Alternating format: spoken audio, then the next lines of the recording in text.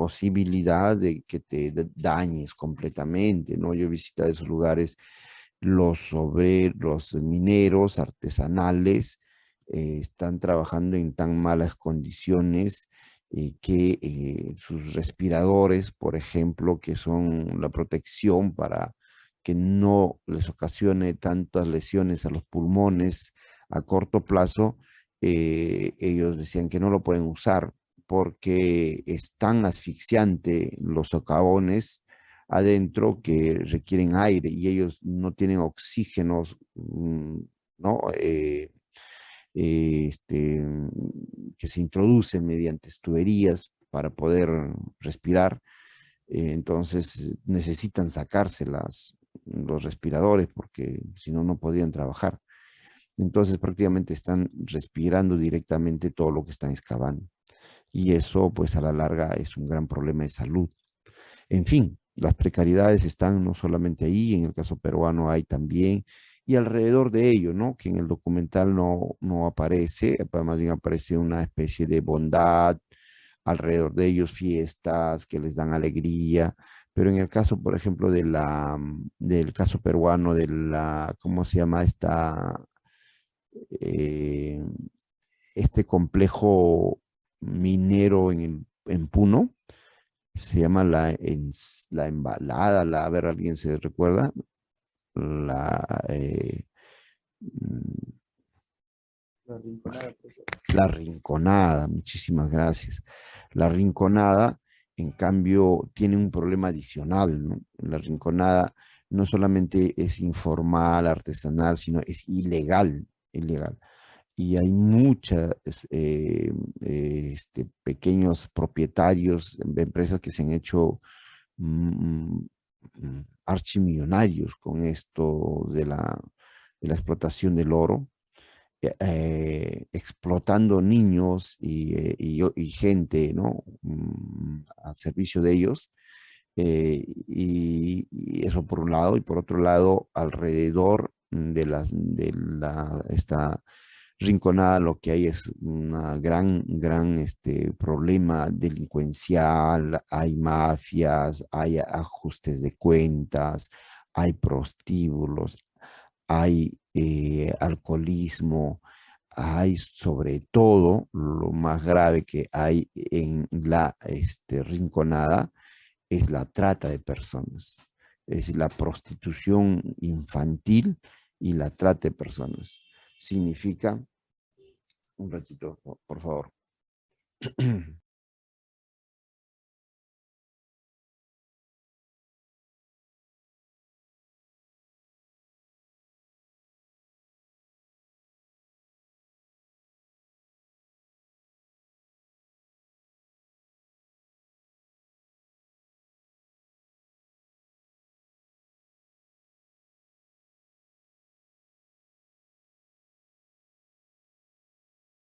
¿No? Entonces, uno de los problemas más increíbles del siglo XXI en el mundo es la trata de personas. Creo que está después del tráfico de armas, ¿no? Que es otro negocio negro bien, bien, bien establecido y que muy lucrativo para las mafias, ¿no? En el cual también estuvo metido Montesinos en los años 90. Eh, y después de ello está la trata de personas. Creo que antes está el tráfico de drogas, ¿no? Eh, entonces, y nosotros aportamos en la trata de personas un alto porcentaje. Y esto, el alto porcentaje de la trata de personas está sobre todo en las explotaciones mineras ilegales, informales, como la Rinconada, que es la más grande, y luego muchas que están en la selva, ¿no?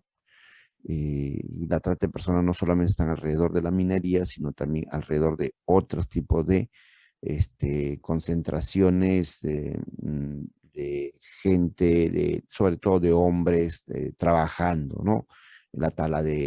Por ejemplo, la tala de árboles, eh, este, a donde llevan mujeres raptándolas o engañándolas y no las dejan salir, ¿no? Hay una explotación, sobre todo sexual, más que de servidumbre. Entonces es bien, bien, bien fuerte, bien grave todo lo que estamos viendo a manera de problemas sociales que tenemos, ¿ok? No solamente que es en el Perú, sino a nivel del mundo.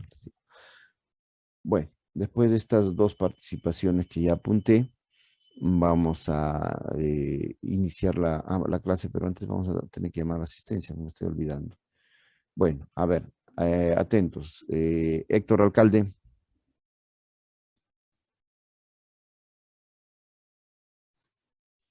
no está. Cristian Barrantes, Presente, profesor. Buenos días. buenos días. Adrián Campana, Presente, profesor, buenos días. Luigi Carrasco, buenos días. No está Luigi. Armando Chara, Presente, profesor. Diego de la Cruz, Presente, profesor. Miguel García, no está. Sandra Gin, Presente, profesor. Rosa Ginocchio, sí, Ginocchio, Sí, profesor. Ginocchio, presente. Buenos días. buenos días. Jesús Juárez, Presente, profesor. Nicole Laura, Presente, profesor, buenos días. buenos días. Diego León, Presente, profesor. Brenda Marcos, Presente, profesor, buenos días. buenos días. Sergio Mejía, Presente, profesor. Buenos días. buenos días. Monsalve Uriarte, Presente, profesor. Axel Narváez, no está. James Quispe, Presente, profesor, buenos días. buenos días. Renzo Ramírez, Presente, profesor. Anthony Rojas, Presente, profesor. Darlene Romero, Darlene, no está. Giordano, Salvador, Presente, profesor. Abraham Sanes, no está. Javier Taquia, Presente, profesor. John Valdivia, Presente, profesor. Joseph Velázquez, Presente, profesor. María Velasco, Presente, profesor. no es. Brian. Totalmente equivocado, sí, es Santa María, ¿no? John Vera Presente, profesor.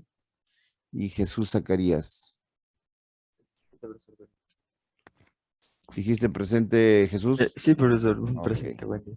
Sí, se me escuchaba. Bueno, tengan en cuenta que al final del curso voy a contabilizar las participaciones y también voy a revisar la asistencia, ¿no? Entonces, profe, yo he participado 5 veces. Sí, pero hijito, has faltado también 5 veces, así que no sanes, habrán respondido en el chat, ¿no? Ya listo, ya te puse tu asistencia. Así que, no se vale hacer las cosas bien en un lado y hacer las cosas mal en otro lado. Así que tengan cuidado con eso. Ok, vamos a ver entonces. La semana pasada hemos estado hablando sobre lo que, bueno, a mí me agrada y tengo una predilección por tener en cuenta en casi todas las materias, casi en todos los cursos que dicto, tener en cuenta siempre el caso peruano, el territorio que es hoy día Perú antes de la llegada de los españoles, porque siempre, por ejemplo, en el curso de ética y filosofía política, todo el sílabus está pensado en, a ver, cada formación, ya está. Está pensado en el estudio del pensamiento político y de la ética de los europeos. Entonces, yo recibo el sílabus y todo es, no sé, Aristóteles, empezando de Platón, Aristóteles, y terminando pues en Brown, qué sé yo, Sartre, Michel Foucault, John Stuart Mill, y ahí acaba el curso. Entonces yo digo, ¿y en qué momento estudiamos la ética, la moral, la justicia, la filosofía política del Perú? Es cierto que hoy en día el Perú, la ética, la moral, la filosofía política es copiado de Europa. Entonces, uno diría suficiente con estudiar a los clásicos europeos para entender lo que hoy tenemos. Podríamos decir con cierto riesgo a equivocarnos, porque también en el Perú ha habido pensadores políticos de la ética muy evidentes, ¿no? Muy claros. A ver, no sé, tomemos el caso de Sendero Luminoso. ¿Acaso no tenía una propuesta de ética, de moralidad, de justicia? Para ellos lo justo era, por ejemplo, vamos a decir, escuchar y bailar música andina. Y lo injusto y lo inmoral era escuchar música yanqui, pro-imperialista o imperialista. ¿Acaso eso no es una ética, una forma de acción? Ya, ese es uno.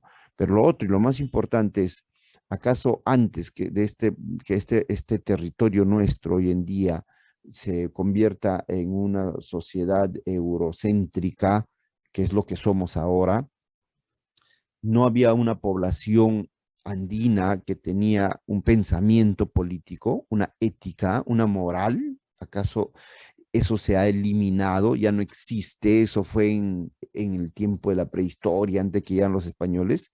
¿Acaso hoy día no tenemos eventos como el charaje que hemos visto con ustedes, donde está funcionando la racionalidad, el concepto de moralidad dentro de en la actualidad, un concepto bastante andino? Entonces también no me agrada mucho que los cursos sean excesivamente eurocéntricos, ¿no? Y siempre estemos estudiando a los europeos y no estudiemos lo que también ha sido nuestro, porque también hemos tenido una gran civilización, la primera más grande de América. Después van a venir los mexicas, mal llamados aztecas, y nada más, y ahí acabó. Entonces fuimos una gran civilización que tuvo de todo: religión, política, economía, cultura, ética, moralidad, injusticia, leyes, etcétera, etcétera, etcétera. Entonces, hasta en la ética, en el curso de ética y de filosofía política, me he dado la libertad de incluir conceptos de ética que existían aquí y que luego son reformulados, obviamente, con la llegada de Europa y la ética y la moralidad que va a traer fundamentalmente en la etapa medieval, y fundamentalmente la religión, que en ese tiempo era la Iglesia católica judeocristiana, quienes eran los que establecían el concepto de moralidad, ¿no? De injusticia, de ética, etcétera, inclusive del pensamiento político en esos tiempos. Entonces, igual, más aún para la formación de la sociedad peruana, hay que tener en cuenta estas raíces andinas, porque si bien somos llamados latinoamericanos, porque tenemos raíces grecolatinas que vienen desde allá, y consideramos a Grecia la cuna de la civilización, también nuestra, porque eso se irradia hasta nosotros, llega hasta nosotros, y es lo que más pesa. Por eso nos llamamos latinoamericanos, y no fue aceptada la propuesta de Aya de la Torre y otros pensadores, en pleno indigenismo, estoy hablando de mediados del siglo XX, de cambiar Latinoamérica por Indoamérica. ¿Por qué? Porque es probable que tengamos más de latinos que de andinos. Es cierto, creo en gran parte. Sin embargo, lo andino no se ha extinguido. Si se hubiera extinguido, muchachos, yo no estaría hablando con ustedes porque en mi clase no es de arqueología, ¿no? Estaría hablando, bueno, de lo que es latino hoy en día, pero no se ha extinguido estas rasgos andinos y lo vemos nosotros a cada rato en muchos casos, en muchos ejemplos que hemos visto. Y es por eso que ahora voy a tratar de entrar y terminar con la etapa de la colonia, que ya es sí, ya es otra gran etapa. Pero en la etapa de la autonomía, y aquí quiero dejar bien claro estas tres grandes etapas que es para la sociología, el desarrollo de la sociedad peruana, es la etapa de la autonomía, se llama la etapa de la autonomía todo el desarrollo que tuvieron nuestras sociedades, hablo de nuestras, de varias, porque siempre hemos sido plurinacionales, siempre hemos sido pluriculturales, en los tiempos antes del contacto con Occidente. A eso llamamos etapa autónoma, o sea, quiere decir que dura hasta la llegada de los españoles en pleno apogeo, ¿no? O ya crisis del Imperio Inca a causa justamente de una forma que tenían los incas de establecer contactos y conexiones e interrelaciones con muchos pueblos, a los cuales buscaban someter, ¿no? Este sometimiento era por la fuerza o por las buenas, a la mala o a la buena. A la buenas era pacíficamente entregarse, hacerse colonia del imperio y bien llamado imperio, por si acaso, eran completamente imperialistas. Si bien el término es muy posterior y muy actual, pero digamos, se puede usar para revisar lo que fueron los incas, completamente imperialistas, bastante opresores, muy, diríamos, con cierto riesgo, pero usando algunos términos bastante, inclusive tiránicos, puesto que sociedad que no se sometía, los sometían a la fuerza y los castigaban duramente con la violencia, con los máximos castigos que siempre han existido en el mundo, que es la muerte o que es el destierro, con cualquiera de los dos. En el caso andino, a veces era más duro el destierro que la muerte, porque hasta que llegaron los españoles se consideraba que uno no moría, sino simplemente pasaba a otro espacio, a otro lugar. Entonces muchos preferían la muerte a el destierro, porque el destierro sí era terrible. Para el mundo andino es muy terrible el destierro. Por eso es que ustedes tienen que valorar a sus padres o abuelos que han tenido el valor de dejar sus tierras, sus lugares de origen para venirse a Lima, a un lugar inhóspito, con el simple objetivo de que sus próximas generaciones tengan mejores posibilidades de vida. Nunca olviden eso, que fueron ellos los primeros como quienes incursionaron en una selva con todo el riesgo de morir, porque el aspecto discriminatorio en el siglo XX era muy, muy terrible, era el racismo era exacerbado y la marginación y la discriminación, etcétera. Entonces ellos han construido un espacio para que nosotros, ustedes, estén más cómodos y ya no sean pues objeto de discriminación, ya no lo son tanto, ¿no? Lo son si es que se van al lugar, si es que postulan a la San Ignacio de Loyola, puede ser que, o si se van a una discoteca en Asia, ¿no? O sea, en Asia, puede ser que sufran discriminación. Mientras tanto, se han creado espacios comunes donde más o menos tenemos un lugar común y no existe tanta discriminación que luego vamos a ver también en clase. Entonces, este periodo de autonomía, bueno, les hablaba de los incas, que los sometían o bien por las buenas o por las malas y prácticamente los colonizaban. porque les obligaban a cambiar inclusive de dioses. O sea, es por eso que es un imperio realmente y es un dominio total el que hace lo que hacen los incas respecto a los otros pueblos, porque los obligaban a ser ahora feligreses de su dios de ellos, que era el sol, que nunca había sido deidad de los pueblos, por ejemplo, los chachapoyas, el sol era una deidad más, pero no era la deidad, ¿no? O para los altiplánicos, por ejemplo, ¿no? Donde el rayo era mucho más importante que el sol. En fin, entonces igual el idioma, les obligan a cambiar, a dejar su idioma y hablar el quechua, o sea, el runasimi, que es un idioma inclusive para el pueblo, mientras ellos se reservaban el idioma del puquina o del aymara también en algún momento. Establecían que los demás, los pueblos controlados, explotados o conquistados, tenían que hablar por la fuerza el quechua. ¿Para qué se les impone el quechua como ahora nos imponen el inglés de una manera disimulada? Para controlarlo mejor, ¿no? Para organizarlo mejor, evidentemente, ¿no? Se les exigía gente, hombres para los ejércitos, para ir en las primeras líneas de los ejércitos, para que sean los primeros en morir. Se les exigía mujeres, niños, para que trabajaran para ellos en el Cusco, fundamentalmente, luego con Huayna Cápac en Quito, que formó como que otro núcleo de poder. Antes era solamente el Cusco, y él generó este gran problema, ¿no? Luego, y sobre todo la producción agrícola, que era el motor de vida, era lo que se dedicaba, era lo que sustentaba a estas poblaciones.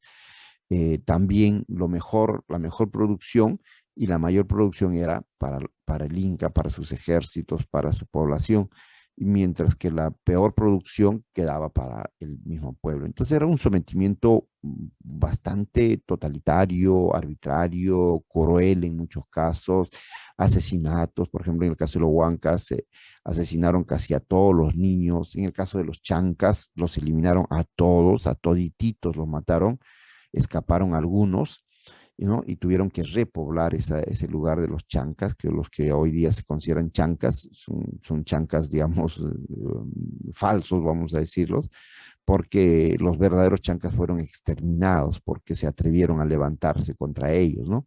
En fin, esta es la etapa autónoma. De todas maneras, teníamos una autonomía en nuestro crecimiento, pero ojo, siempre hemos sido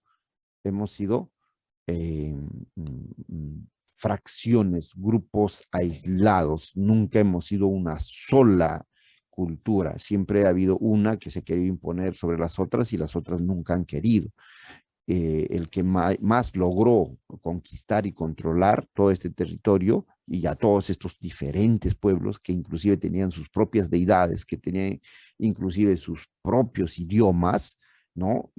Todos tienen sus idiomas. Nosotros conocemos el quechua, el aymara, pero no hay 50 más, ¿no? El puquina, el coli, el muchi, en fin, aquí nomás en Lima los ichma tenían su propio idioma y solamente que era en el centro, pero más hacia el norte, para los chancay ya era otro idioma, y hacia la sierra era otro idioma, como tupe, ¿no? Que hasta el día de hoy sobrevive su idioma, el jacaru.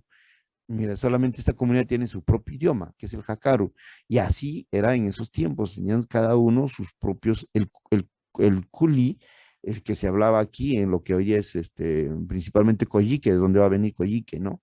Toda esa zona. Entonces, los incas son los primeros en eliminar idiomas y homogeneizarlos con un idioma, y luego los españoles van a continuar ese proceso, ¿no? Y hoy en día, pues, se sigue ese proceso de eliminación de la variedad en el siglo XX, sobre todo. Vamos a ver con este proyecto de Estado-Nación, se busca eliminar la variedad de idiomas y hablar todos el castellano, ¿no? Hasta recién en el siglo XXI, que más bien ahora se busca mantener el idioma, ¿no? Y donde han sobrevivido en los Andes y en la costa, solo han quedado dos, que es el quechua y el aymara. Los otros 48 idiomas que tenemos están dentro de la selva. Se han salvado, ¿por qué? Porque la selva está terrible, ¿no? Es complicado explotarlos, los incas no quisieron explotarlos, consideraban que esa gente era muy primitiva, los españoles buscaron evangelizarlos, pero con muchas dificultades. Así que ahí tenemos reservas todavía, sobrevivencias de estos idiomas antiguos. Es el periodo autónomo que termina con la llegada de los españoles, claramente, y el establecimiento de la colonia, que va a ser otra dominación sobre la dominación que ya se tenía, ¿no? Es una sobredominación.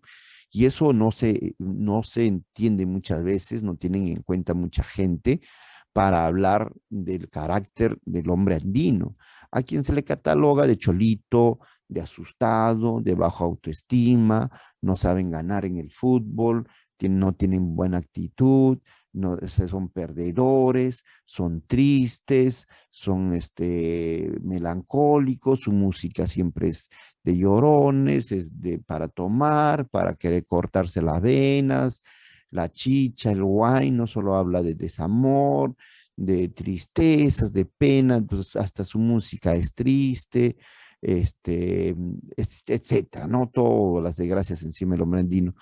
Y mucho de eso es cierto porque tenemos, como les estoy contando rápidamente, una sobredimensión del dominio.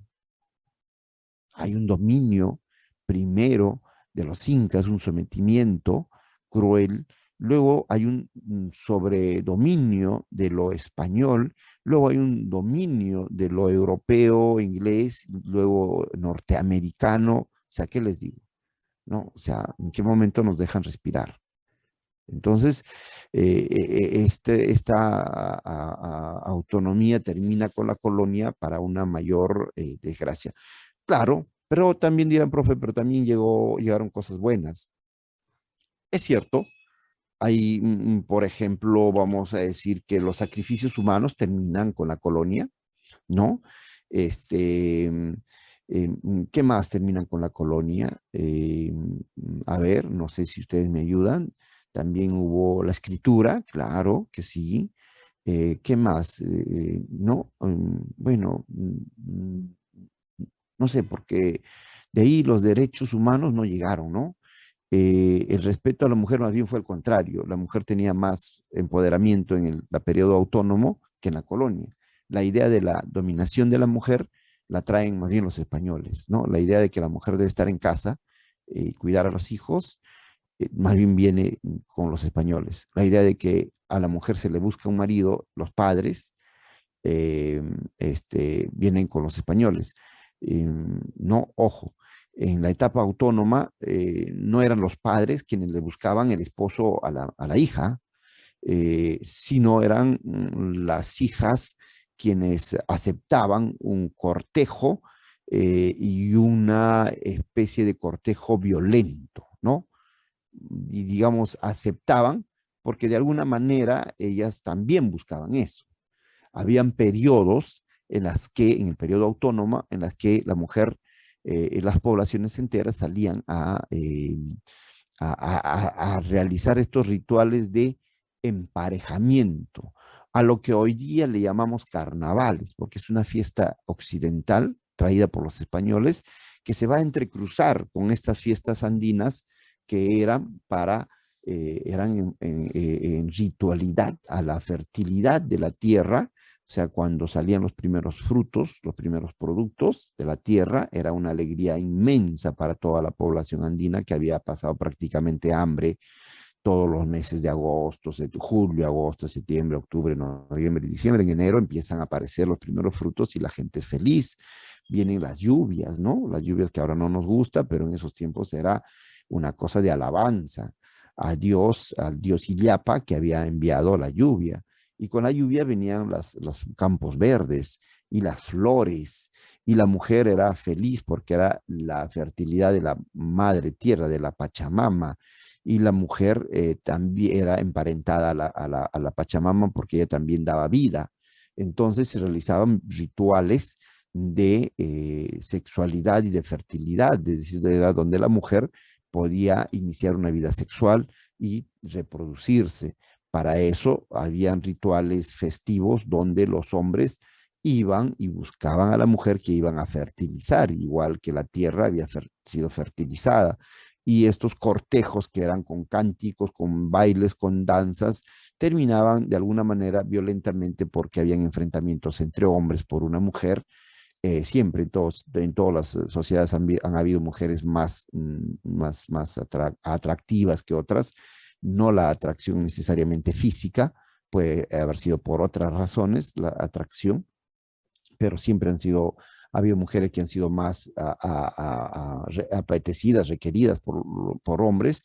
Entonces estos se tienen que pelear por esta mujer y el ganador se la tiene que llevar, y si la mujer no quiere con ese ganador, si no quería con el otro que perdió, pues no le queda otra que aceptar, porque este ganador se la va a llevar a la fuerza, ¿no?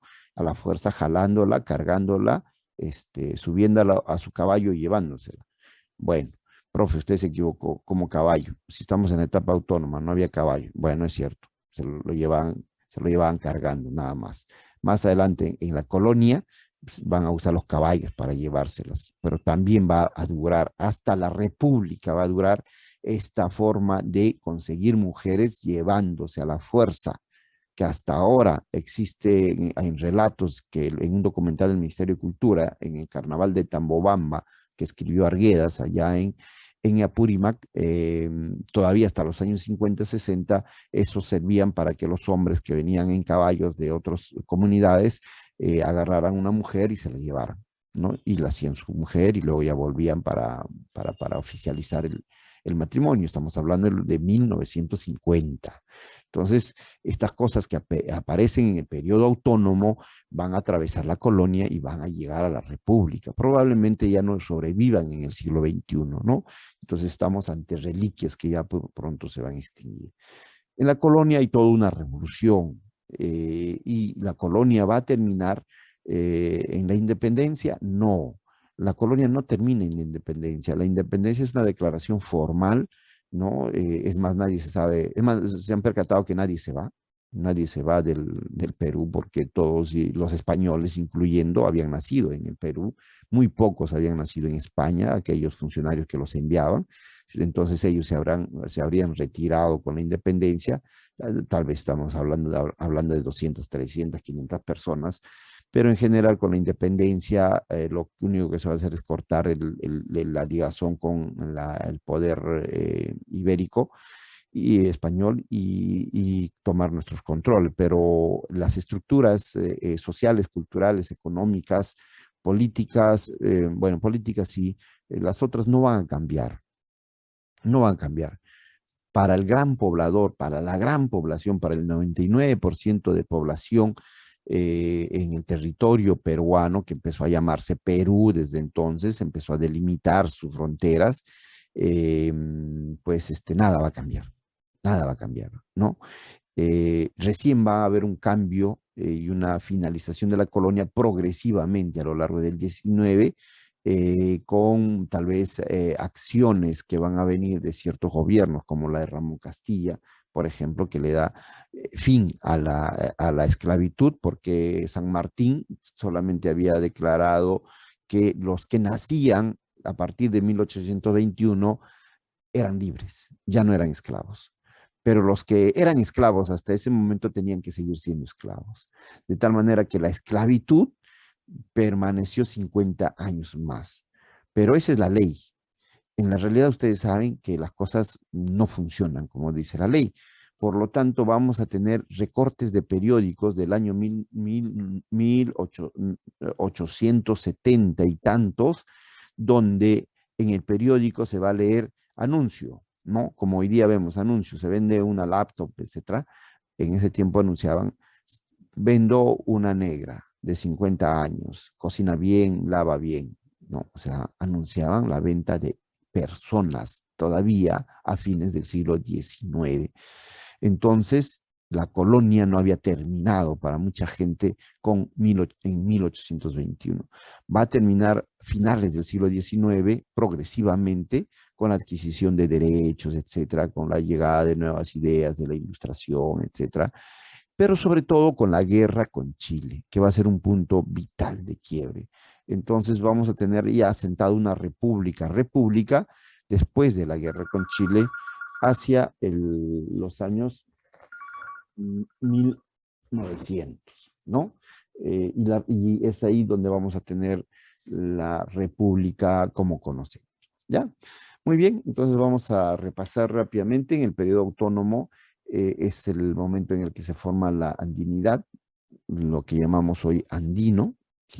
Muchas cosas de eso han quedado, como las relaciones recíprocas en lo económico, no tan igual como entonces, por supuesto, no van a pasar 500 años por las puras, pero por ejemplo las polladas que todos conocemos, ¿no? Que de repente han participado ustedes o han hecho sus polladas, es una forma muy andina de autoayudarse, ¿no? Tú haces tu pollada, yo te colaboro, la próxima yo hago mi pollada, tú me colaboras. O sea, las faenas que en sus barrios de repente han hecho, salvo que vivan todos ustedes en San Isidro, ¿no? Entonces ahí les cuento que en lugares como San Martín, como San Juan Lurigancho, Zapallar, Villa María, Villa El Salvador, les cuento que ahí sí existen relaciones de organizaciones de colectividades para organizarse y hacer sus propios desarrollos que el Estado no los puede hacer o no los quiere hacer.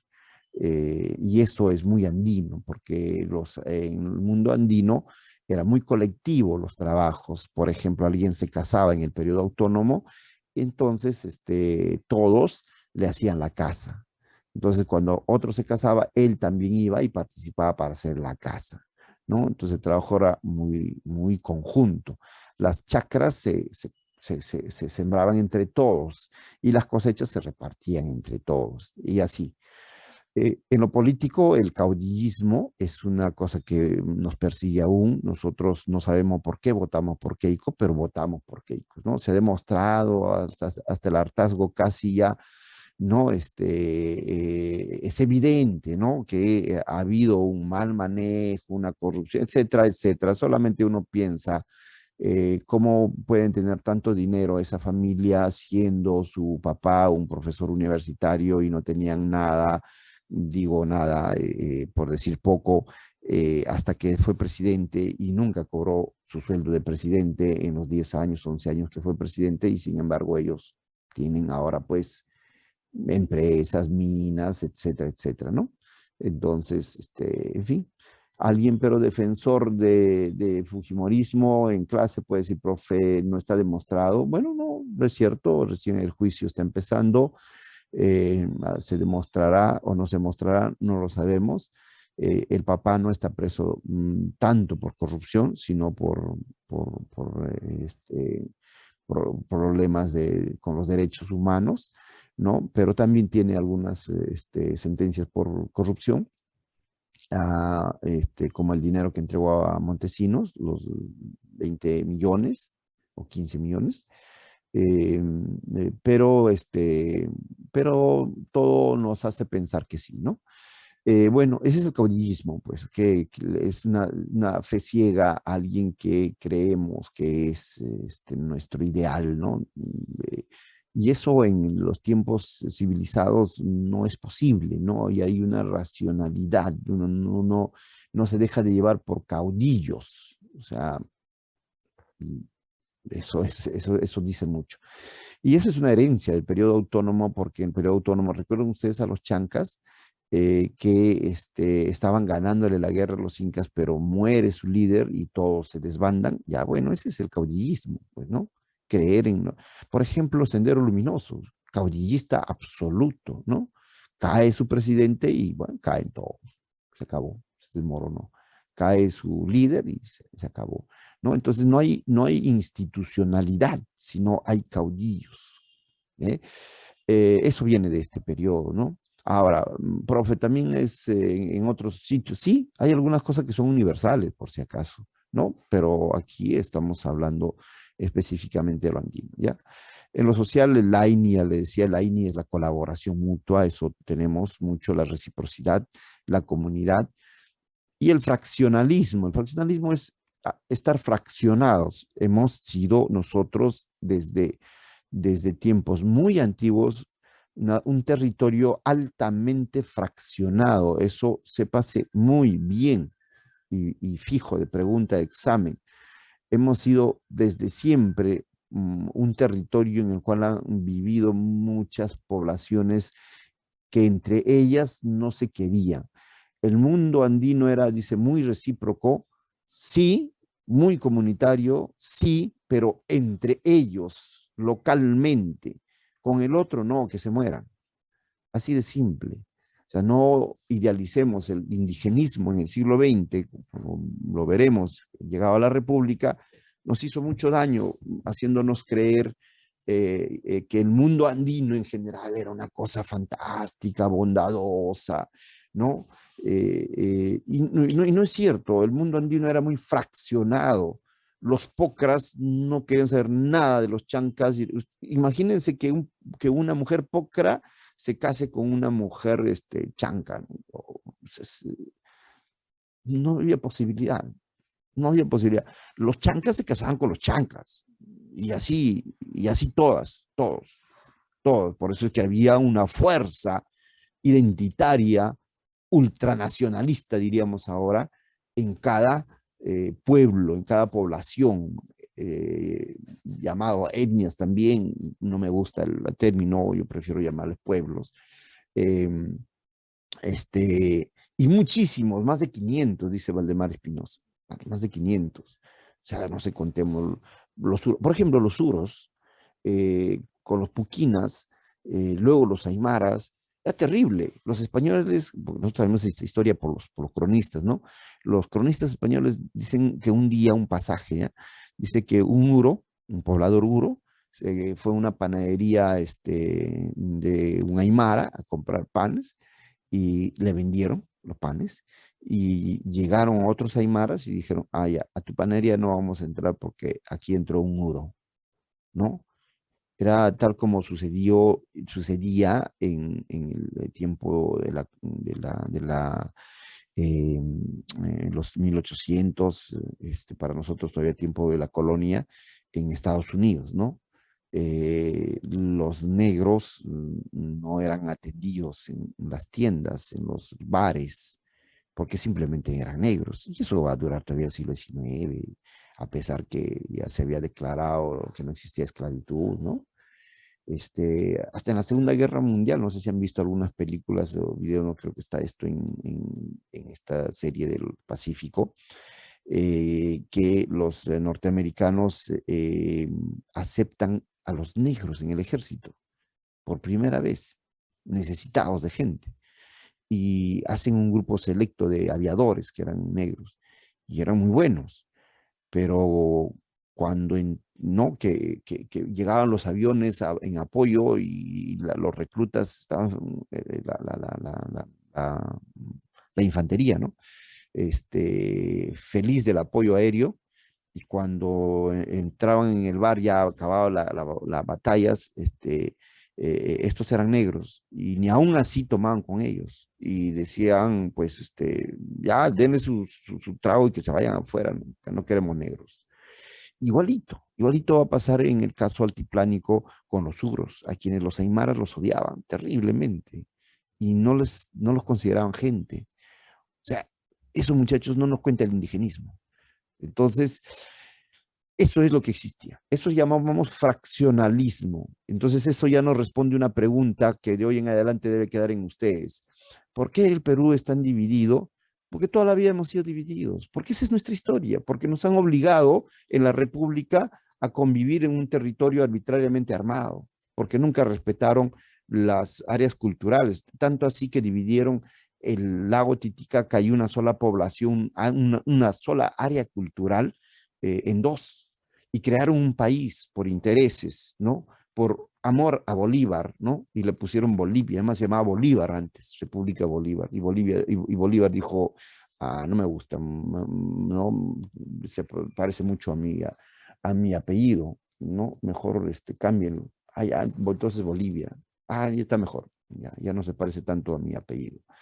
Entonces, ¿acaso fue porque los del Alto Perú reclamaron ser independientes, como es el caso de muchos países en Europa que han desatado guerras ahora en estos tiempos por querer ser independientes, no. Ellos estaban contentos siendo el Alto Perú, además ni siquiera sabían que eran el Alto Perú. Cada uno tenía su propia, los callahuayas en callahuayas, ¿no? Los cochabambinos, los potosinos tenían sus propias. Ellos nunca le dijeron, oye, ¿saben qué? Y ya no van a ser parte de Perú, ahora son de Bolivia.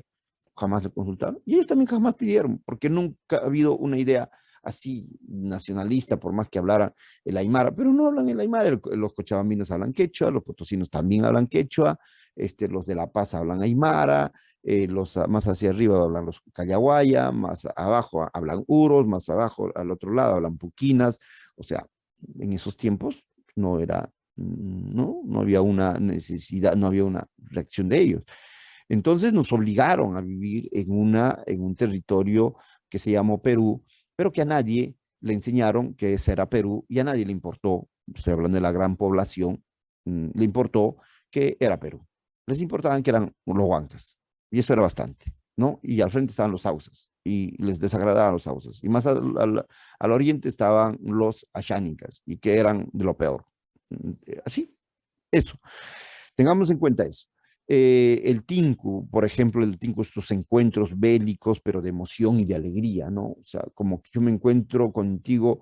Yo he visto hasta ahora, hasta último, unos amigos, ¡ay, qué tal, pan! Y se agarran entre, así como dos topos a querer golpearse. Ese saludo interesante, ¿no? Y también entre los varones hasta ahora hacen, ¿no? Los varones, hola, ¡pra! ¡Pum! ¡Pum! ¡Pam! ¡Pam! De todo, ¿no? Se mete más golpe. Las chicas no hacen eso. Pero es que los hombres tienen esa necesidad de golpearse, ¿no? Tiene que ver con la psicología evolutiva, también con la genética, con la sexualidad. Es por eso que en la niñez no existe eso, no es niños peleando, pegándose, más niños son bastante inocentes, pero en la adolescencia, en la pubertad, la adolescencia, es donde se agarran a golpes los hombres, por ejemplo. Y esto es muy bien explicado por la psicología y no es solamente andino, es universal, porque en esa etapa el ser humano está descubriendo, si ustedes ya lo han estudiado en muchos cursos esto, el ser humano empieza a mirarse, empieza a descubrirse, empieza a transformar su cuerpo, la mujer se va asentando sus características femeninas y el varón también, por supuesto. Y esa diferenciación en que la mujer mira su cuerpo y tal vez tiene más cuidado sobre sí misma, el varón, por el contrario, lo que busca es exhibir su fuerza, porque está buscando eso, entonces está buscando que jalar, que golpear, que patear, que empujar.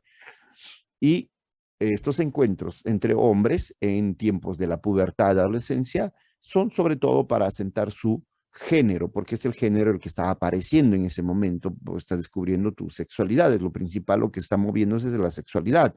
La mujer empieza a menstruar, ¿no? El varón empieza a eyacular, tiene transformaciones biológicas y también esas son sensoriales y demás. Por lo tanto, el varón lo que siente es que tiene que a definir su género, asentar su género, defender su género. Entonces, aparece la necesidad de asentar la masculinidad. ¿Y cómo se hace eso? Que mejor que exhibiendo su fuerza, ¿no? No rompiendo una pared, sino rompiéndole la cara a su compañero. Entonces, en cambio, la mujer define su feminidad de otra manera, ¿no? Tal vez luciendo mejor, etc. Por eso que las peleas entre mujeres es una cosa fuera de lugar, o sea, no tiene sentido, es una cosa muy fantástica del siglo XXI. En el mundo andino, en el periodo autónomo, las broncas eran entre hombres. Las mujeres no peleaban, las mujeres jamás han peleado. Ahora pelean por shows. En los Andes también hacen encuentros de mujeres, porque es más atractivo ver a mujeres peleando que hombres, ¿no? Es muy común que los hombres se peleen, o sea, ¿a quién le atrae? En cambio, ver mujeres peleando, justamente porque es antinatural, pues. No es normal, la mujer no asienta su feminidad pegándole a otra mujer. Es más bien todo lo contrario. Entonces son los tinkus, ¿no? También lo cultural, mucho de esto ha quedado, por ejemplo, la mitología, las creencias, ¿no? Las creencias en el cerro, las creencias en la Pachamama, las creencias en la suerte, en la buena suerte, en la mala suerte, la sal, por ejemplo. la sal, que ustedes no pueden comprar la sal. Tengo una amiga que hace meses nomás atrás vive en Breña, ¿no? Y me dijo, profe, no he encontrado, no me dijo, profe, Carlos, no he encontrado sal en mi barrio. Tuve que ir al supermercado, ¿no? A Metro, a comprar. O sea, todavía hay tiendas que en la noche no te venden sal, y eso es un prejuicio muy andino. Los mochicas ya dejaban de comer sal para sacralizar un momento. La sal se consumía en ciertos momentos. De ahí era una especie de maleficio. O sea, miren, desde ahí está viniendo esta historia. En lo religioso, ni qué decir, ¿no? Tenemos todavía mucho de esto. Hemos visto el charaje, la divinización del mundo, del agua, del cerro, de las tierras. Por eso es que tenemos muchos proyectos mineros que no se realizan, como el de Tía María, por ejemplo. Claro, no todo está pensado en la divinización del mundo. Tía María no es tanto por eso, Tía María es más por el asunto de la contaminación, pero sí hay otros, ¿no? Y documentales como, por ejemplo, esto del agua en Cajamarca, la señora que ganó un premio por defender su territorio ante las mineras, y en fin, ¿no? Ahí tenemos los pagos, las chayas, las ofrendas, las creencias, que hemos visto también en el documental de la mina del diablo, también la vimos en la documental anterior. O sea, mucho de este periodo está muy presente, ¿no es cierto? ¿Ya? Ahí tenemos algunas, ¿no? Los pagos y otros rituales hemos visto. Por ejemplo, el cuy. ¿A quién no le han pasado el cuy? A ver, el cuy no trajeron los españoles, ¿no? El cuy es muy de nosotros. Cómo se sanaban muchas enfermedades en el tiempo autónomo con el cuy, por supuesto, y con muchas hierbas. Eso todavía existe, la hoja de coca, por ejemplo, ¿no? Cuando ustedes vayan a los Andes, de repente en algún momento los van a recibir y les van a dar su hoja de coca y uno queda así, como agarra con las dos manos, reparte las hojitas, indícalas, levántalas, indícalas hacia el lado del sol o hacia el lado de la montaña, soplas. Es como que te enseñaron igual, persígnate, profe, pero me veo ridículo haciendo esas cosas. Sí, pero no te ves ridículo haciéndote esta señal de la cruz. No te ves ridículo abriendo la boca y que te introduzcan una hostia y tu silencio orando con esa hostia. ¿Por qué tú crees que uno es mejor que el otro? ¿Por qué crees tú que esta sí es verdadera, la otra es falsa? Eso ya creo que está determinado, lo vimos con Durkheim, con Marx, con Comte, con el positivismo, esta idea de las religiones, ¿no? En su desarrollo y su utilización. Entonces, no hay religión mejor ni peor, simplemente religiones diferentes.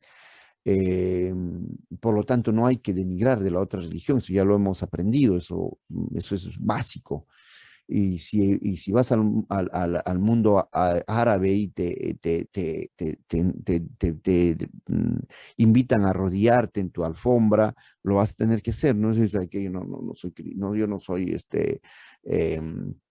del Islam y no lo puedo hacer. Es una invitación, porque si tú te quieres integrar, tienes que aceptar los cánones hasta cierto punto, mientras, ¿hasta dónde, profe? No, vamos a apedrear a esa mujer, no, y como también es su costumbre, yo también, entonces si me dan piedra voy a tirar. Bueno, ¿hasta dónde aceptamos las costumbres, la cultura, las tradiciones? Hasta donde los derechos humanos permitan, hasta ahí.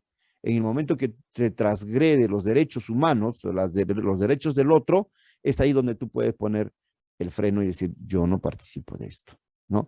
A los derechos humanos se han sumado 30 años después de la Declaración de los Derechos Humanos de 1948, que es la última, la más grande, más fuerte, después de la Segunda Guerra Mundial, después de todo el Holocausto.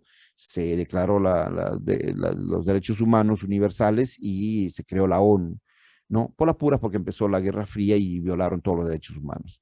Pero por lo menos está en las letras. 30 años después se crean los derechos de los animales. Entonces, hoy en día puedes ir de repente a Purímac y a participar de la fiesta del Jaguar Fiesta. Y entonces ahí podrías decir tú, ¿sabe que no? Porque están maltratando a ese animal y ese animal tiene derechos, ¿no? Entonces, bueno, ahí podrías ir en contra de una costumbre. Pero normalmente uno busca ajustarse a eso. Los pagos, los rituales, hay muchos, ¿no? Ustedes conocen, nos vamos a perder, nos vamos a ir de tiempo entrando en cada cosa, pero una de ellos es el cuy, una de ellos es el susto, que dura hasta ahora. ¿Quién ha ido al hospital? A ver, ¿quién de ustedes ha ido al hospital y le ha dicho, doctor, o tu mamá los ha llevado al hospital y le ha dicho, doctor, mi hija sufre de susto? Y el doctor les ha dado una pastilla. No existe, ¿no? No existe. El susto, cuando tú crees que tu hijo sufre susto, vas donde la vecina, donde la curandera, donde el chamán, que existe harto en el Perú. El Perú es, después de México, el país que más chamanes tiene. Lo estoy usando la palabra chamán para introducirlo a todos, porque hay una diversidad, ¿no? O sea, hay brujos, hay curanderos, hay herberos, hay hueseros, hay maleros, ¿no? Y hay charlatanes, pues, obviamente, ¿no? Que te dicen, atrae al ser amado, ¿no? Y etcétera, tontería y media, ¿no? Como que también hay, ¿cómo se llaman estos? Yatiris, curanderos que ofrendan, por ejemplo, gente, ¿no? Niños, que todavía en el altiplano se perdura. Se desaparecen niños, se roban niños, se raptan niños para hacer pagos, para hacer chayas, para hacer pedidos, ¿no? Los curanderos le dicen, vean, hay un par de películas ahí. También les di El cementerio de elefantes, también ahí ven que su amigo lo vende para que lo metan a la construcción, ¿no? De un edificio. Porque antiguamente en el periodo autónomo esa la costumbre. Cuando se construían, por ejemplo, puentes grandes, se sacrificaban personas y esos sacrificados ¡pam!, se les ponía ahí dentro de la construcción. Sobre eso se ponían las piedras y todo. Eso está ya muy bien escrito y demostrado. Muchas de esas construcciones, cuando han desarmado, han encontrado restos de seres humanos. Y muchas de esas cosas se ha permanecido, pero obviamente oculto, pues, ¿no? Ya la ciencia está captando todo ese asunto, entonces, pero siempre hay un punto en el cual uno va asiste. ¿Por qué tenemos bastantes chamanes, le digo, después de México? Porque, y todas estas variedades de chamanes, porque no solamente por la tradición del periodo autónomo, sino por la mentalidad, la racionalidad, la cosmovisión que tenemos, ¿no? No nos hace creer en el poder de la ciencia. El Perú es uno de los países que lidera los antivacunas en Latinoamérica. O sea, somos el país que más gente no vacunada tenemos contra el COVID. Y ya con eso les digo todo. O sea, y no están en Iquitos, no están entre los yanechas, no. Están en Lima. En Lima es la población más grande que no se ha vacunado. O sea, los antivacunas están al costado tuyo. No sé, ¿cuántos de ustedes, sus padres, sus hermanos? Yo tengo un amigo universitario, ¿no? ¿Para qué? O sea, no te entiendo. Y se ha vacunado porque en el trabajo le pidieron el carnet de vacunación. Y renegando se iba a vacunar, ¿no? Bueno, en fin, muchachos, ¿ya? Y muchas cosas más, costumbres y creencias del el chamanismo, les digo, porque hay muchos chamanes, porque hay demanda, pues. Y porque hay demanda no solamente por las creencias en eso, sino también porque la ciencia lamentablemente no, pues, cura todo, ¿no? ¿No es cierto? La ciencia no nos ha dado todas las respuestas. Por ejemplo, no da las respuestas hasta ahora de qué pasa después de la muerte. Por más ciencia desarrollada que tengamos, podemos llegar a Marte, a Júpiter, pero no podemos llegar a ver esta situación. Porque no solo tiene sus límites, sino hay espacios que no son factibles de ser estudiados por la metodología de la ciencia, que es directa, que es objetiva, que ya hemos hablado con el positivismo. Entonces, por lo tanto, la ciencia le dice, señor, esta enfermedad que tiene es incurable. Entonces las personas se resisten. ¿Y qué les queda? Seguir buscando, confiando, creyendo en algo, entonces recurren a los chamanes, ¿no? y te encuentras con cada chamán. Y en alguno de ellos te va a decir, bueno, hay que hacer un sacrificio, pues, ¿no? Sí, ¿qué sacrificio? Ah, necesitamos, pues, no sé, $1000, a ver si con eso se sana. ¿No? Llegan a cosas extremas y uno que termina creyendo cada cosa por el afán de no perder de repente a un ser amado. La medicina, el cuy, la hierba, la coca, la reciprocidad, las faenas, la palpa, por ejemplo, la palpa, esta competencia cuando se casan, no sé si han visto los videos, los huancaínos sobre todo mantienen esta tradición de la palpa. Es una competencia entre, eso es clásico del periodo prehispánico, ¿no? Cuando dos se casaban, la familia de uno y la familia del otro, el barrio, el ayllu, el lado a que correspondían, contribuían para armar su casa y sus cosas. Entonces regalaban, ¿no? Un toro, ya estoy hablando tonterías. El toro todavía no había, ¿no? Entonces el toro todavía no llegaba. No sé, 50 llamas, 50 cuíes, etcétera, etcétera. La competencia entre la competencia siempre ha sido andino, muy andino. O sea, eso también es otro invento de que nos han enseñado a competir después, ¿no? Había bastante competencia. Los compadrazgos, los padrinazgos, algunos están mezclados en la colonia, se han mezclado, no han desaparecido, se han complementado con la colonia. Y muchas fiestas, danzas, música, los tragos, por ejemplo, ¿no? O sea, termino con este ejemplo. Semana Santa es una fiesta santa, lo traen los españoles, que eran muy creyentes, muy devotos de Jesucristo, es más, eran los más dogmáticos, ya he hablado de esto bastante, eran los más terribles creyentes, más extremistas en Dios, en Jehová, en Cristo, etcétera, en los santos, ni qué decir, en las imágenes, es un sacrilegio romper una imagen, ¿no? Etcétera, etcétera. Y eso lo imponen en el mundo andino. El poblador andino acepta la fiesta de Semana Santa, de Corpus Christi, por ejemplo, ¿no? Pero también lo acepta poniendo lo suyo. ¿Cuál es lo suyo? Las danzas, la música, la fiesta y los tragos. O sea, borrachos nos encontraron, ¿no? Ellos no trajeron el alcohol, ni mucho menos. O sea, aquí se tomaba más que allá, eso sí, eso sí. Y aquí se tomaba hombres y mujeres, por igual. No había distinción. En cambio, en Europa era casi exclusivo de los varones. Mujer que tomaba una cosa mal vista. Eso también nos van a traer. Pero nosotros, antes de la llegada de los españoles, aquí habían inmensas, porque la fiesta del Inti Raymi duraba pues casi un mes, ¿no?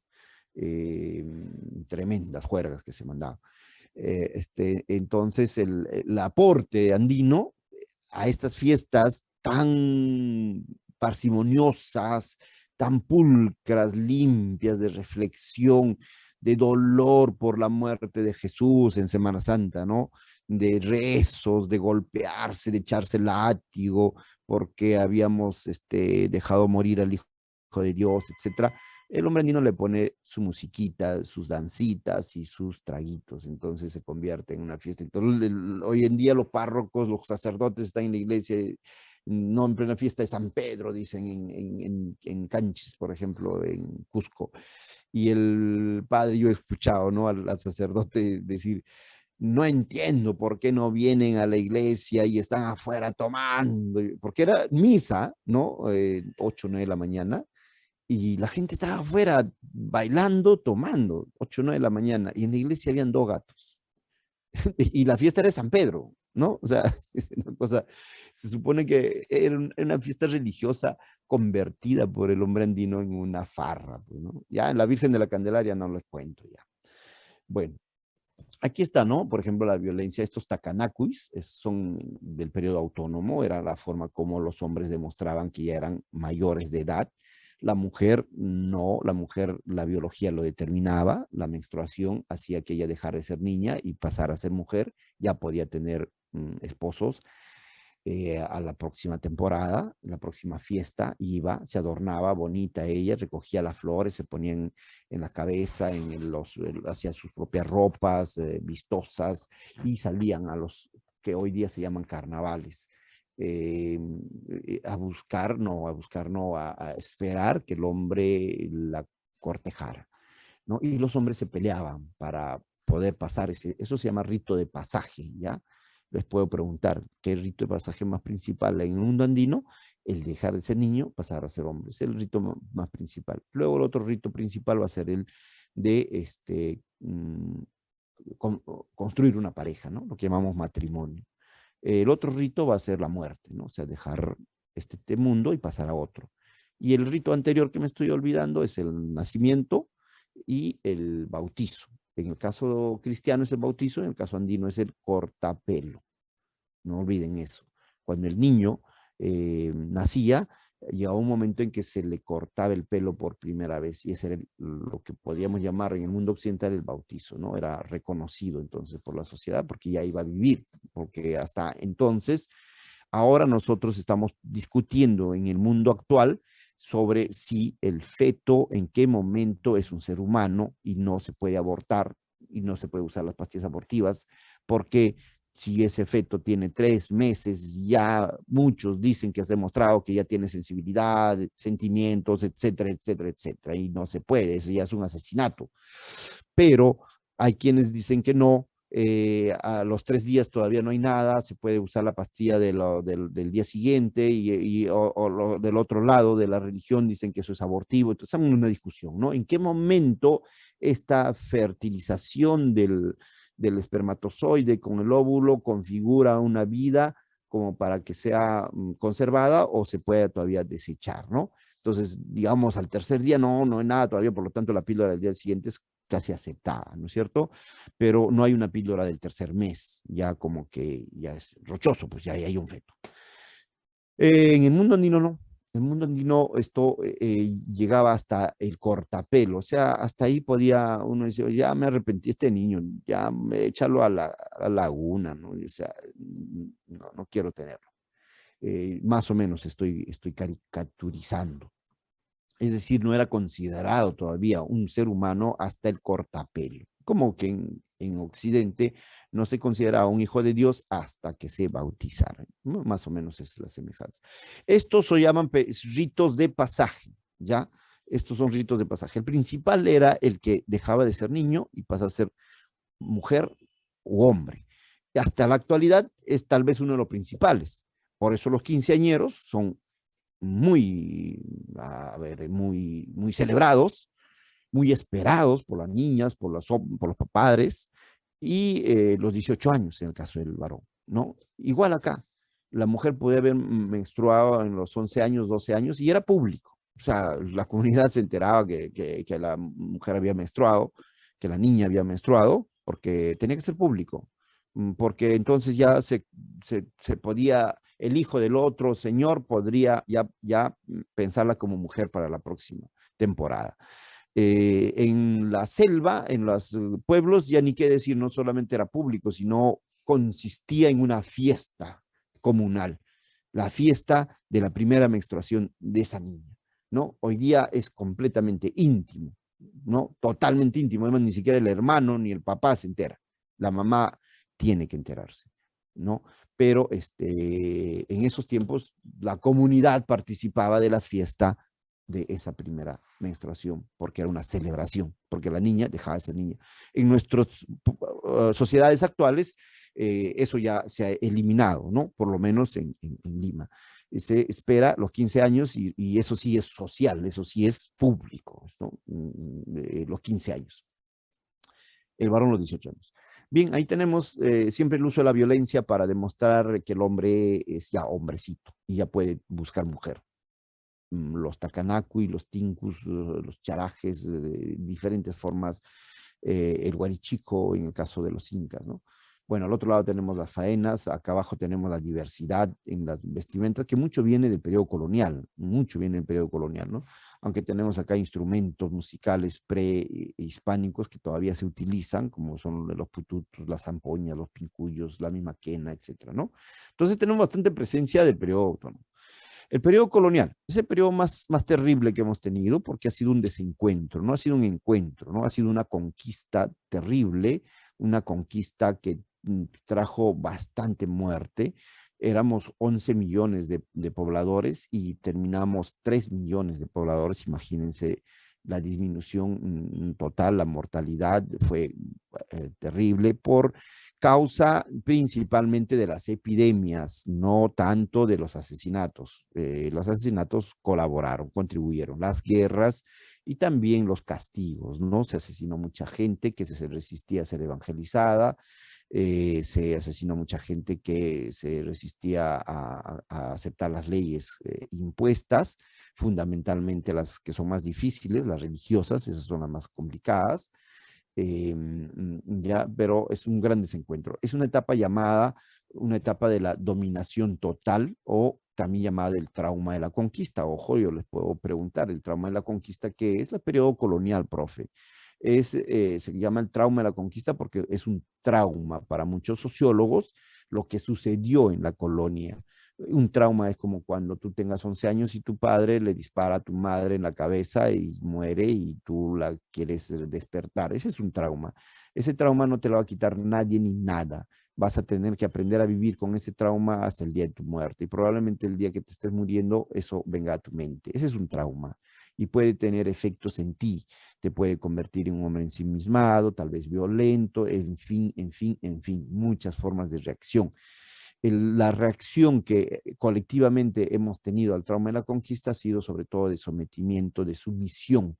Por eso es que el cholo es el cholito triste, el cholito, como dirían los chilenos, que son expertos en usar la palabra esta, que voy a decir que no tendría por qué ser ningún malo, pero suelen decir, son los cholitos ahuevonados, ¿no? De los chilenos. O sea, un cholito asustado, un cholito disminuido.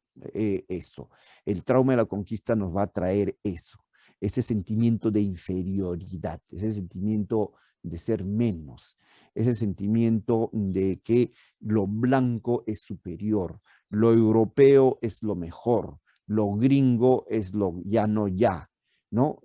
Hasta en lo más profundo de nuestra sensibilidad y nuestro subjetivo, de tal manera que para nosotros lo blanco es lo hermoso, por solamente ser blanco, Y he escuchado amigos que solían, alguna vez escuché, no vale la pena recordar en qué momento, que le decían, oye, tu enamorada es fea. Sí, pero es blanca. O sea, la frase ya es suficiente para que entiendan lo que significó para nosotros esta superioridad de Europa encima de nosotros, ¿no?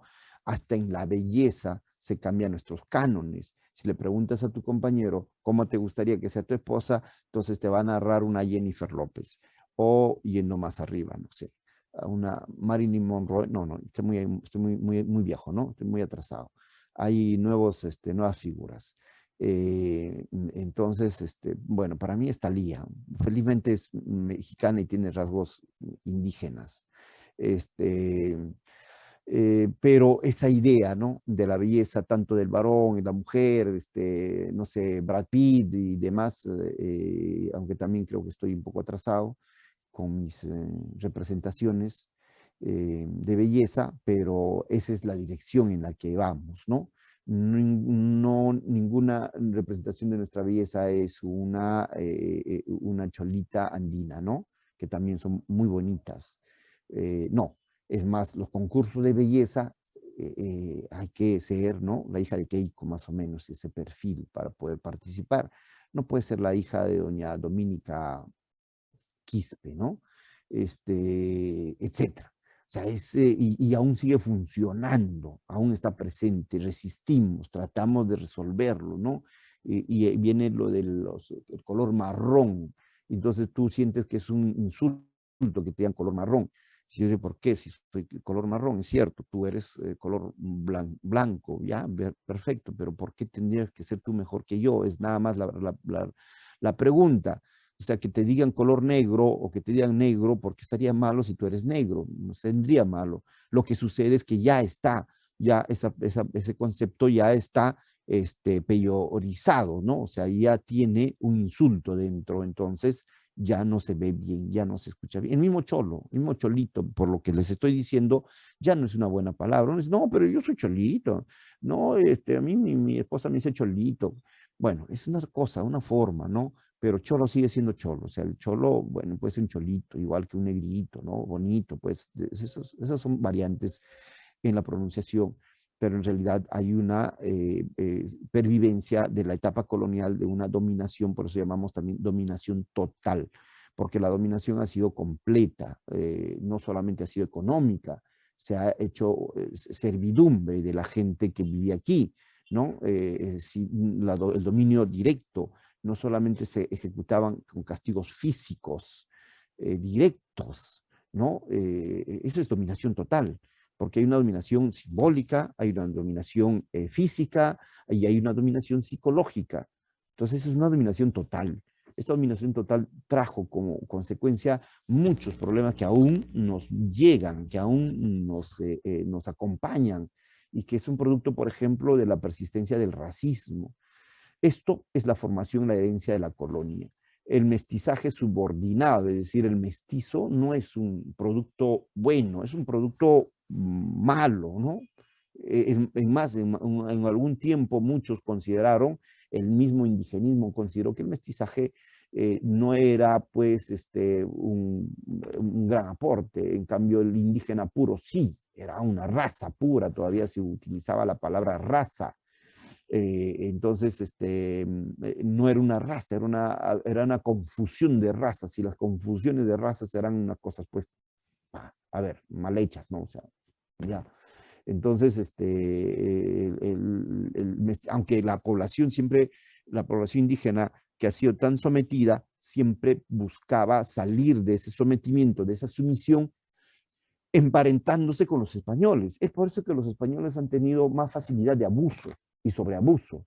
Los españoles solían tener mujeres y solían tener violaciones sexuales a diestra y siniestra, en gran parte porque las mujeres que eran siervas o indígenas que trabajaban para el español, o las vecinas del costado, sentían tan fuerte esta dominación, esta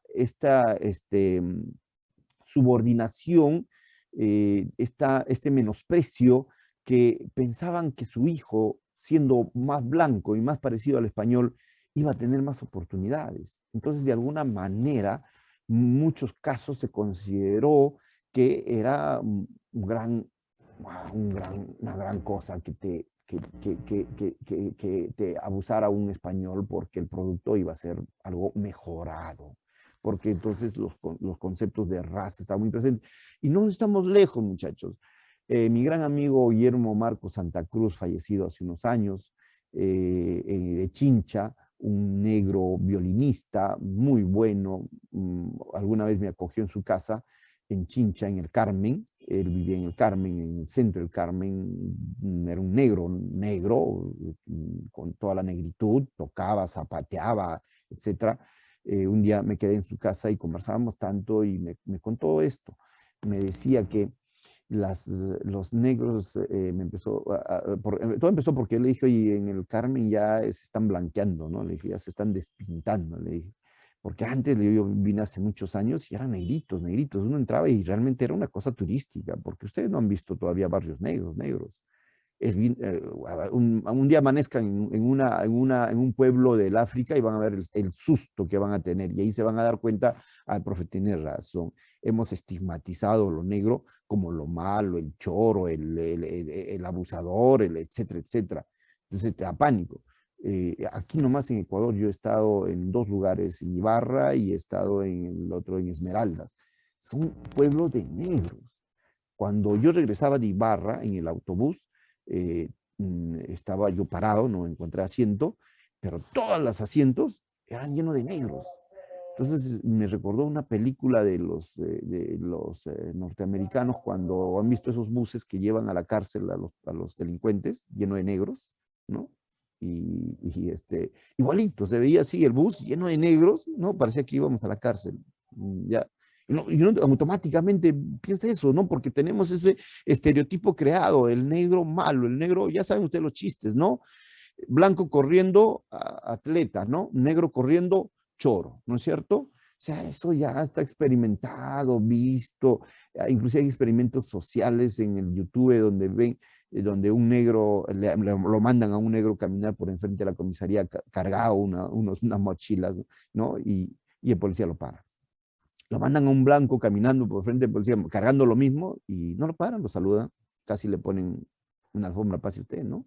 O sea, esa cosa ya no hay vuelta que darle, lo sabemos muy bien. Entonces me contaba este amigo Guillermo Marcos Santa Cruz que la negritud en el siglo XX empezó a ser un problema para ellos porque el racismo y la marginación era tal que ni siquiera podían poner a los colegios o a buenos colegios a sus hijos, ni siquiera en los mismos colegios, porque eran maltratados, pues, marginados. Y hoy día hay bullying, ayer han maltratado a una chica porque es gordita, sus compañeros, ustedes han visto las noticias, imagínense, ¿no? Un negrito, una negrita.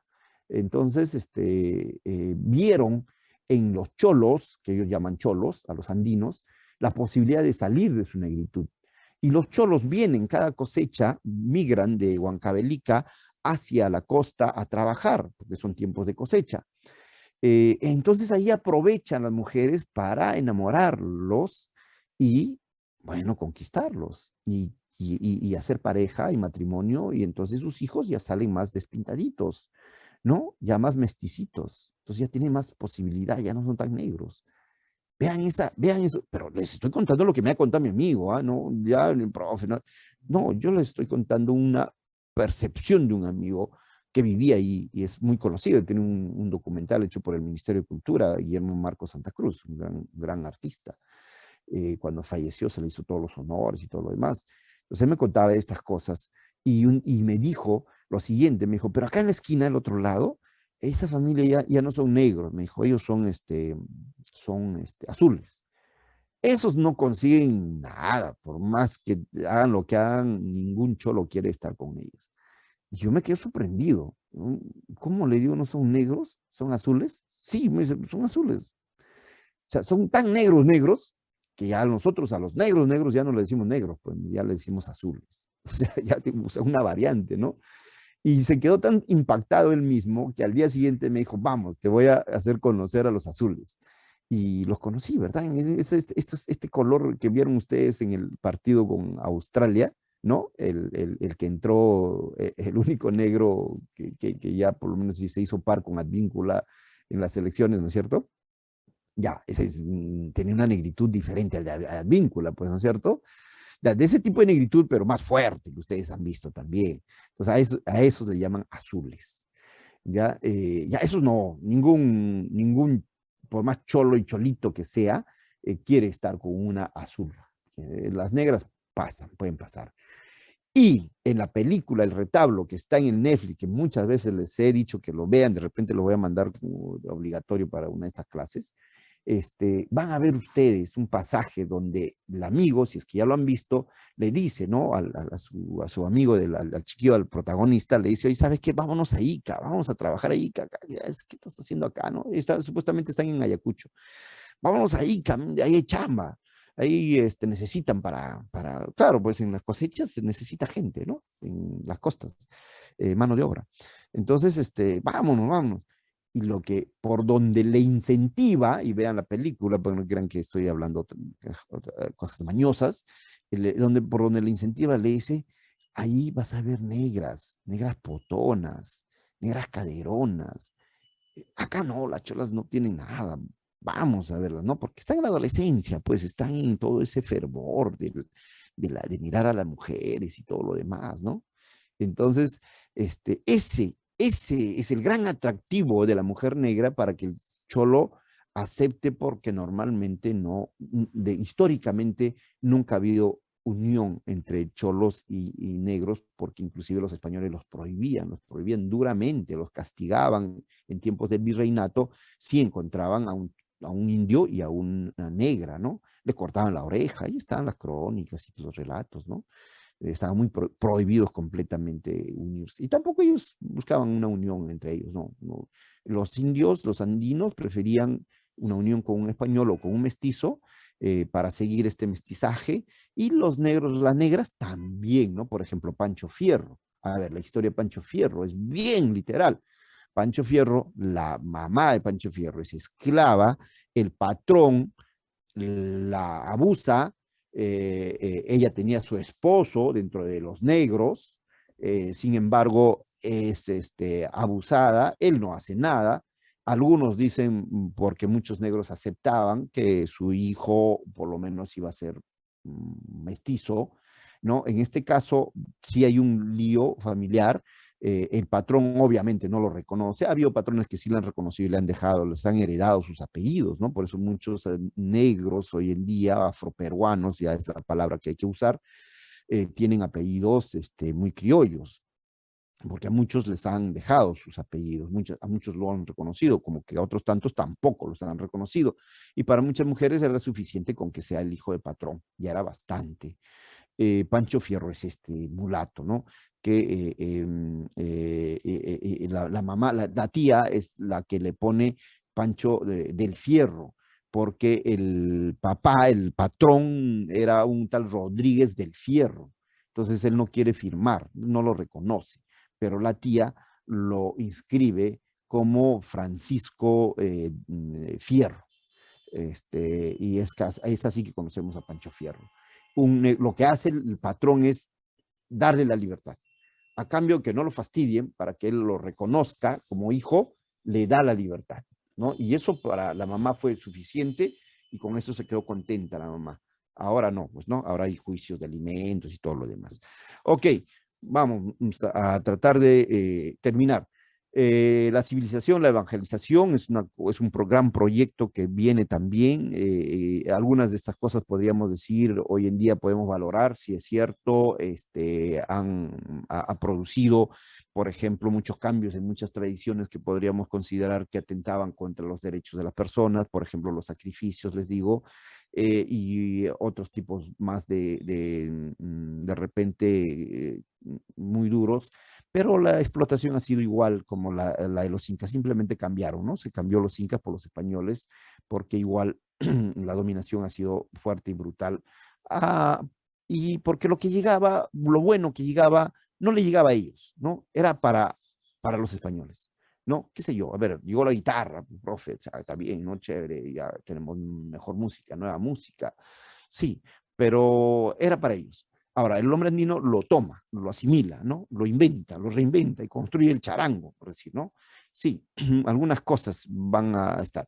Otras no, van a ser por obligación. La ropa, por ejemplo, ¿no? Se los van a obligar a vestir diferente, a vestir como ellos, ¿no? Por eso es que hasta ahora el hombre andino usa esas chaquetas como usaban los españoles, o esas camisas de bombachos, que como usaban en ese tiempo era la moda, ¿no? La moda tipo D'Artagnan, la moda de los piratas. Y bueno, es el nacimiento de lo que va a ser luego el Perú, ¿no? Porque está el virreinato mal llamado Perú, porque es una arbitrariedad la denominación, pero es lo que se va a encontrar. Entonces se va a ir dando vida a lo que próximamente va a ser Perú con la independencia, ¿ya?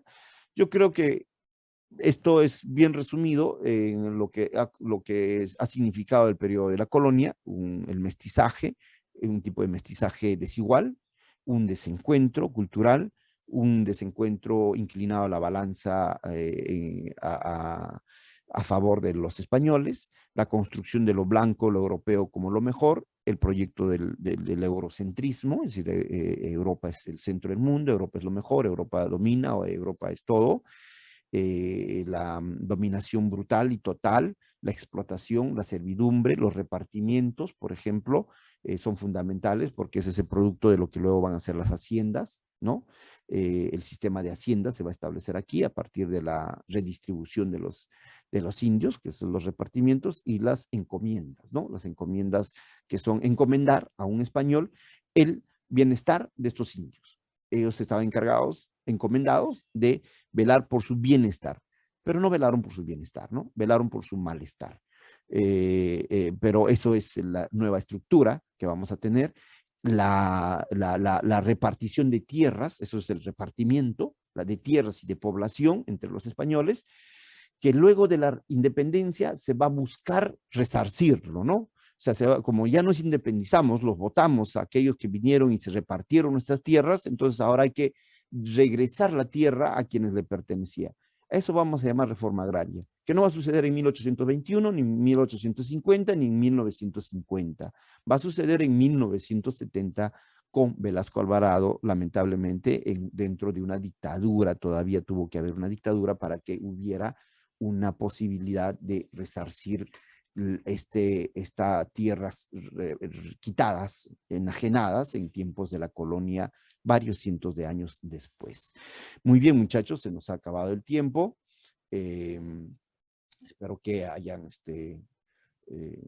entendido, comprendido. Igual estoy grabando las clases para subirlas al Moodle para que ustedes puedan revisar, porque ahora sí dependen exclusivamente de sus exámenes. Algunos, los exámenes parciales han subido, algunos han bajado, pero por las prácticas, ¿no? Ahora no hay ninguna práctica, así que estén muy atentos a las clases, porque de las clases y de las tareas van a venir las preguntas del examen. Si no hay ninguna consulta, nos encontramos la próxima semana, muchachos. Es un gusto haber cumplido con ustedes el día de hoy. Nos vemos el próximo viernes, en todo caso, si no tienen alguna consulta. Hasta luego, profesor. Muy bien, chao. Muchas gracias, profesor. Chao, chao. Voy a terminar de pasar sus notas y dejar estos exámenes en la